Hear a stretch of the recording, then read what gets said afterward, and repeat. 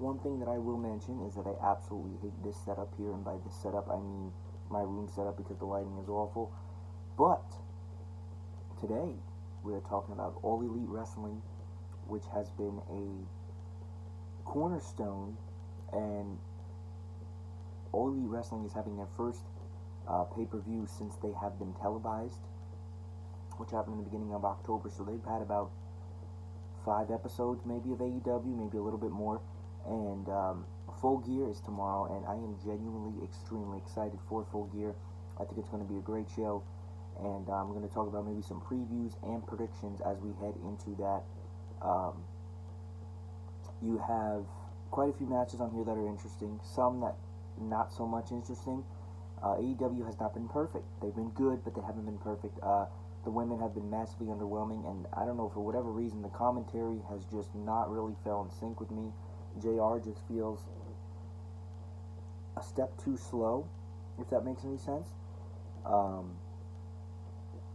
But regardless, the Full Gear is coming tomorrow night, and it is going to be a good time, I think, for everybody that is involved, wrestlers, fans. It's just going to be a good time in general, and I think that they're going to put on a hell of a show. So there are 8 matches on the card. From what's notified, there's only 1 match on the pre-show. So the first match that would be considered on the pre-show is Britt Baker. I'm not calling her Dr. Britt Baker, that's weird. Britt Baker versus Bea Priestley. And to be honest, I like Britt Baker, but I don't really care about the women too much. I care, but I feel like that's one of the things that they've done kind of poorly with, is the building of the women. And like I said, it's only been a couple weeks, but for what they've built since it started, this looks like a really good show. So I would be amazed to see at what they could create with a bigger time frame. If they had a WrestleMania, which I'm sure they will have something similar in, let's say, March or April, I don't know when they would have it, and they were able to begin that build in January, I think that would be fantastic. But like I said, this was short build, but it was great build. Perfect build, no, but everything in here I have a genuine interest in for the most part. The world title match is going to be fantastic. The build to that has been brilliant. But Britt Baker and Bea Priestley, I would see Britt Baker winning. Again, I'm not going to go over too much of this match because it's just there, and I don't feel like it really is a care to most people. The next match, like I said, this is not in order. This is just me going by, I would say, maybe the priority of what's important here. I'm going from the bottom to the top because the top is obviously the world title match. Joey Janela, which made an appearance on AEW Wednesday night against Shawn Spears, formerly known as Ty Dillinger in WWE. Now, Shawn Spears has been utilized good. I don't know too much about this feud coming into it, but I would say that I would assume Shawn Spears to win, just because from the way his character is, I feel like he's built like a winner. Again, I don't necessarily would say that I am too interested in this match, but I think it could definitely be good. So I would say probably Shawn Spears would win this match. Again, some of these matches, there's more to talk about than there is others. Adam Hangman Page versus Pac. Now, this match was originally supposed to happen a Double or Nothing, but whatever happened with Pac, where he pulled out or it did not occur. So this is that rematch that we're actually getting of Hangman Page and Pac, and I think that this has the potential to be a very good match. I will say, believe it or not, that Pac, to me, I haven't been as interested in him as I thought I would be. I love his character and his gimmick, but I just think Hangman Page is someone that you could rally behind so much more, just because he has that gimmick and his theme song is good, and I just think that he's the better, dare I say, maybe wrestler, but just the character as a whole. I feel like this will be a night where a lot of the baby faces win, but not all of them. So for this, I would say Hangman Page would win. I feel like this is going to be maybe one of those matches where Pac is in control most of the match, and Hangman Page gets the win out in the end, and Pac gets frustrated, and maybe even does something that he is going to regret later. But I'm definitely going with probably Hangman Page to win this match. Now, the Women's Championship is between Riho and Emi Sakura. I don't know how Rio is so small. They have her billed at 98 pounds, which is a piece of paper, versus Emi Sakura. Basically, I'm not saying Rio's not a women's champion, but again, the women have been something that have been underwhelming for me on AEW for the most part. So I would say it's really hard to pick this one.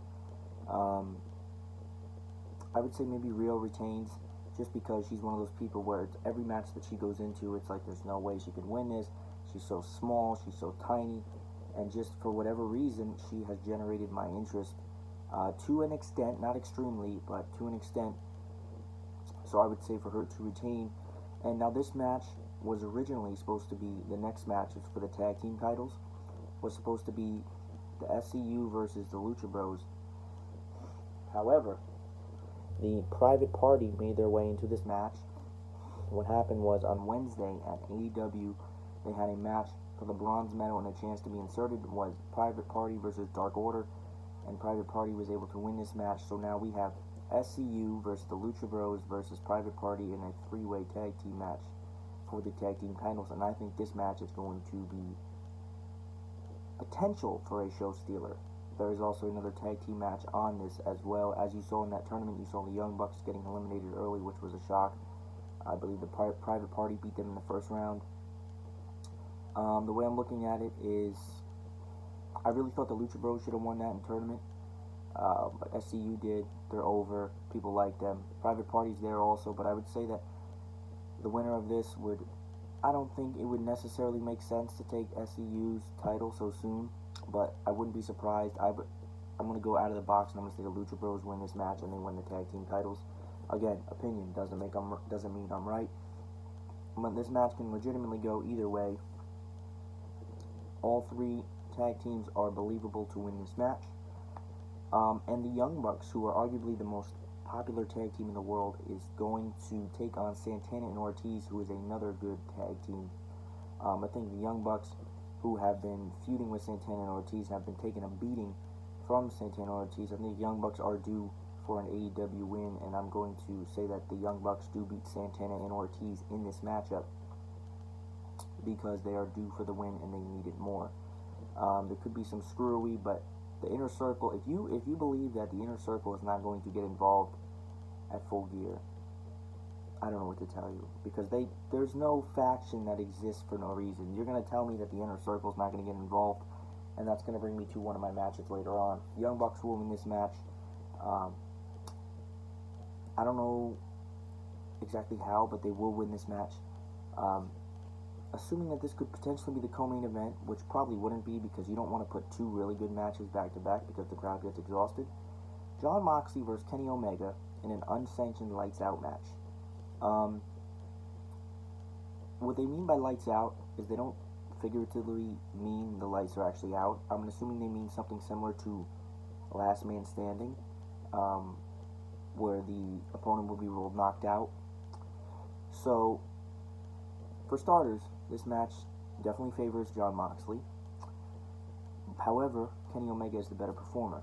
Now, this is kind of difficult because I don't think I would see Jon Moxley beaten.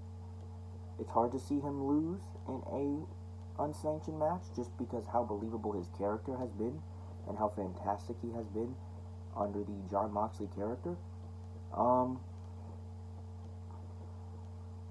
If this was a regular wrestling match, I would say Kenny Omega, but just for the match that it is, I'm going to say Jon Moxley wins this one. But I think that you're going to see some surprising things from Omega that you wouldn't expect, especially from his character. But I'm definitely going to say Jon Moxley wins this match. But again, it doesn't count from what he was saying talking to Cody and All Elite Dynamite. The main event of the evening is one of the most best built-up matches, and I was disappointed because I was looking at some other people's preview and predictions, and it is Chris Jericho defending his AEW World title against Cody Rhodes. Cody Rhodes will get his miracle moment, but the more I thought about it, and the more I said to myself, well, would it really make sense for Cody to already win the world title? But Chris Jericho's going to win, and he's going to retain his title, but